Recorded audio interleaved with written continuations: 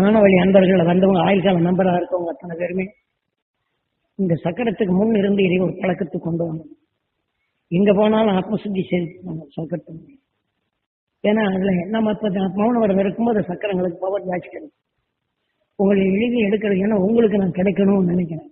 எப்படி நண்பன் வந்து திட்டவனை எண்ணும் போது புறப்படுதோ இதே போல நீங்கள் அந்த அருசக்தி பெற வேண்டும் என்று சொல்லும் போது பரிவான இந்த நினைவு அந்த மௌன விரத காலத்தில் அந்த அருசக்தி உங்களுக்கு கிடைக்க ஆனால் மற்ற எதுவும் வென்றதில்லை. உங்களுக்கு அந்த அருசக்தி பெற வேண்டும். அகண்ட அண்டத்தை அறிந்திடும் சக்தி பெற வேண்டும். இருளை நீக்கும் பேரருள் பெற வேண்டும். உங்களை அறிந்து நீங்கள் வாழ வேண்டும். தீமை அகற்றும் அருள் சக்தி பெற வேண்டும் என்பதற்குத்தான் நீங்கள் விரதமே. வேற எனக்கு வேணும் இல்லாம இங்க வந்தவன் எனக்கு தலை வலிக்குது மேல் வலிக்குது சும்மா அந்த இவங்களுக்கு பதில் சொல்லிக்கிட்டு இருக்கதான் நேரம் உங்களை பற்றிங்க.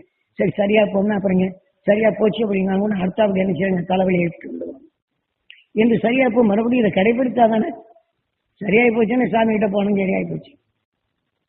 அதோட போறாங்க ஆத்மசுத்தி விட்டுறாங்க. தனக்கு எப்போதுமே அவங்கவுங்க ஆத்மசுத்தி செய்து பழகும். இதெல்லாம் ஆயுள்கால நண்பர்கள் அனைவருமே இது ஒவ்வொரு நிலையும் தனியார் கடமை வந்து துருவ நட்சத்திரத்தின் ஈர்ப்பட்டத்தில் நாம் வாழ்தல் வேண்டும். இந்த உடலுக்கு நாம் பிறவியில்லாத நிலையில் அடைய வேண்டும். இந்த வாழ்க்கையில் எத்தகைய தீமை இருந்தாலும் அதை நாம அதன் வலு நம்மை ஏற்காதபடி அதை தடைத்து நாம நம் உணர்வை வளர்த்துக் கொள்ளும் அந்த சக்தி பெறுவதற்குத்தான் உங்களுக்கு இந்த தியானம். வாழ்க்கையில் கொஞ்ச நாள் தான் நான் தேடி செல்வம் நம்மை திறக்கிறான். ஏன் நம்ம உடலே நமக்குள் இல்லை. நீங்க எதை தேடி செலுத்தி திறக்கணும். ஆனால் மகிழ்ச்சிகள் காட்சி அறுவழியில் நமது வாழ்க்கையை தெளிவாக்கவும் பிறவியில்லாத நிலை அடையதான் இப்போது இந்த துருவதியான உங்களுக்கு அனைத்துக்கும் இப்ப இந்த ஆத்மசுத்தி என்ற நிலையை இப்போ உங்களுக்கு கொண்டு வரணும். இதன்படி செய்து பழகிங்க.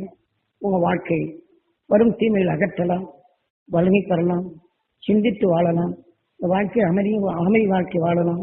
தீமையுடைய நிலையை நமக்கு வராது தடுக்கலாம். இந்த உடல் வாழ்க்கை அமைதியாகும்.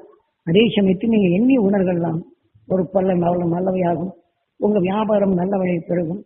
நண்பனும் நல்ல அணுக்களாக பெறுவாங்க. நான் தீமை என்ற உணர்வு நண்பர்கள் நமக்கு வராத விலகி வரும். இந்த உணர்வு உங்களுக்குள்ள அமைதியும் வாழ்க்கை சாந்தமும் ஞானத்துடன் இங்கே வாழக்கூடிய அமைதி கிடைக்கும்.